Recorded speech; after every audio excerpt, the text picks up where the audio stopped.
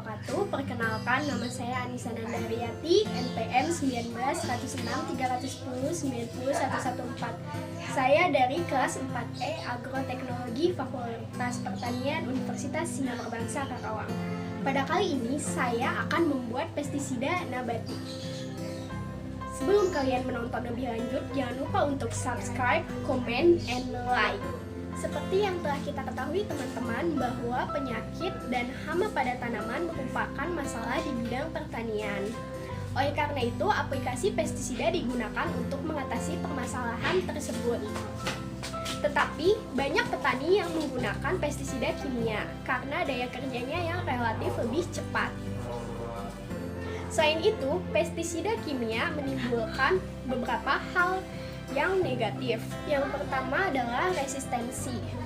Jadi, hama kebal terhadap pestisida. Yang kedua adalah resurgensi, yaitu kondisi populasi hama yang semakin meningkat, bahkan meledak. Yang ketiga yaitu secondary pest atau kenaikan populasi hama sekunder, tetapi hama primer mati. Selain itu, aplikasi pestisida kimia harus memakai alat pelindung diri yang lengkap karena berbahaya bagi manusia apabila terjadi kontak langsung. Untuk mengatasi permasalahan yang ada pada pestisida kimia, maka dipakailah pestisida nabati. Jadi, pestisida nabati merupakan pestisida yang bahan dasarnya atau zat aktifnya berasal dari tumbuh-tumbuhan. Penggunaan pestisida nabati dikatakan lebih aman dari penggunaan pestisida kimia karena residunya yang mudah terurai. Selain itu, kita dapat memperolehnya dengan mudah, yaitu dengan membuatnya sendiri di rumah.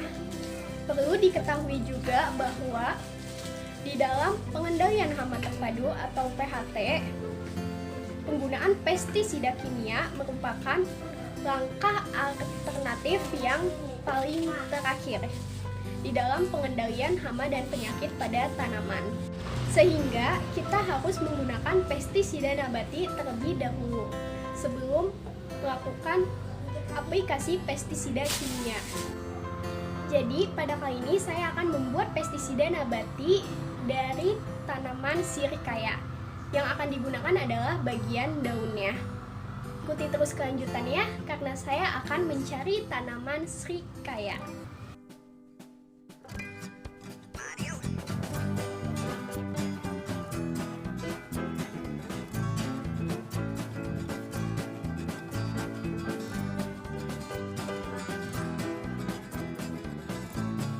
Adalah pohon srikaya atau Annona squamosa. Nah, pohon srikaya ini merupakan tanaman perdu yang tingginya 2 meter sampai 7 meter. Tanaman ini dapat tumbuh pada daerah tropis dan subtropis. Perbanyakannya secara generatif atau menggunakan biji. Tanaman ini juga membutuhkan sinar matahari langsung. Bagian yang bisa dimanfaatkan untuk membuat pestisida nabati adalah daunnya, akarnya, biji, dan buahnya. Tetapi pada saat ini saya akan membuat pestisida nabati dari daun tanaman srikaya. Jadi teman-teman, setelah kita mengambil daun srikaya ini, kemudian kita akan mencucinya, lalu kita akan menimbangnya. Kemudian kita akan melakukan ekstraksi pada daun srikaya agar daun srikaya dapat dimanfaatkan menjadi pestisida nabati. Selanjutnya kita akan melakukan ekstraksi pada daun tanaman srikaya. Alat dan bahan yang dibutuhkan, yang pertama ada daun srikaya sebanyak 200 gram yang sebelumnya sudah dicuci terlebih dahulu. Kemudian ada air sebanyak 800 ml. Kemudian ada pisau, ada panci, ada timbangan, dan ada saringan.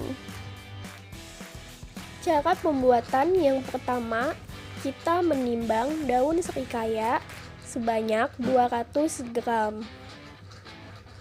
Kemudian kita masukkan daun serikaya yang sudah ditimbang ke dalam panci.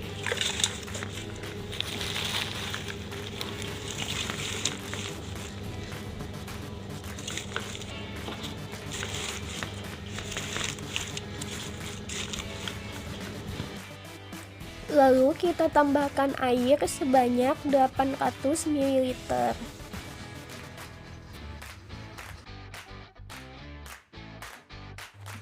Kemudian kita didihkan daun serikaya sampai air yang tadinya 800 ml tersisa setengahnya.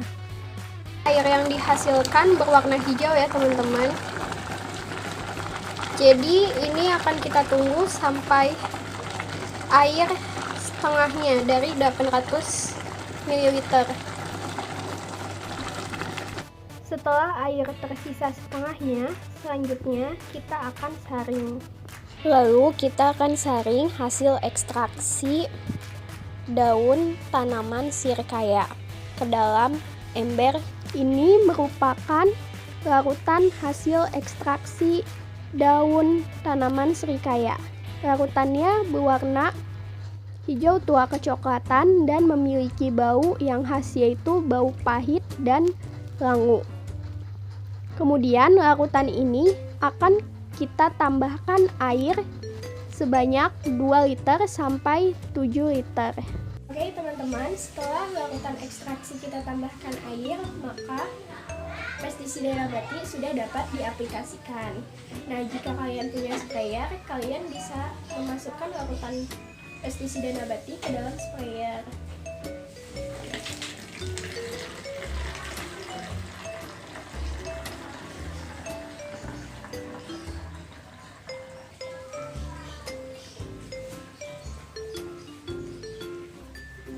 Setelah larutan pestisida nabati dimasukkan ke dalam botol sprayer, lalu kita tutup. Kemudian larutan ini bisa kita aplikasikan pada tanaman dengan cara disemprotkan.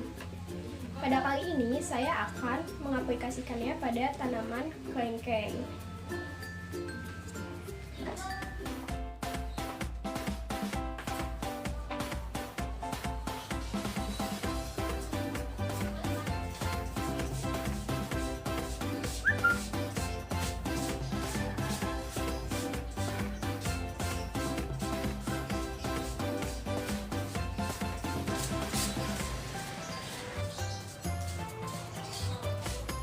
Jadi teman-teman semuanya, pestisida nabati yang tadi kita aplikasikan atau pestisida nabati yang berasal dari daun serikaya mengandung beberapa bahan kimia. Yang pertama ada acetogenin, yang kedua ada squamosin, yang ketiga ada bulatasin, yang keempat ada anonasin, dan yang terakhir ada neonasin.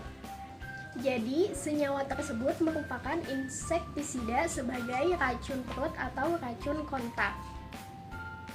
Untuk pengaruh racunnya bekerja relatif lebih lambat, yaitu dalam waktu 3-5 hari. Untuk pengaplikasiannya bisa dilakukan pada pagi hari. Pestisida nabati dari daun serikaya ini dapat membasmi hama pada tanaman, yaitu kutu daun, ulat kubis, dan juga wortel. Seperti yang telah kita ketahui bahwa pestisida nabati memiliki kekurangan, yaitu daya kerjanya relatif lebih lambat dibandingkan pestisida kimiawi.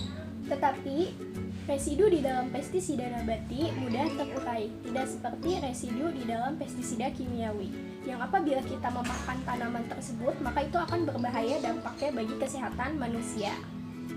Apakah bisa mengaplikasikan pestisida pada tanaman yang tidak terkena hama? Tentu saja bisa, karena pengaplikasian pestisida di dalam PHT atau pengendalian hama terpadu bisa digunakan sebagai usaha pencegahan atau preventif agar tanaman kita terhindar dari serangan hama. Oke teman-teman, cukup sekian. Semoga penjelasannya mudah dipahami dan semoga kalian dapat membuat pestisida nabati di rumah. Jangan lupa untuk diaplikasikan pada tanaman kalian ya. Thank you for your attention and see you next time. Wassalamualaikum warahmatullahi wabarakatuh.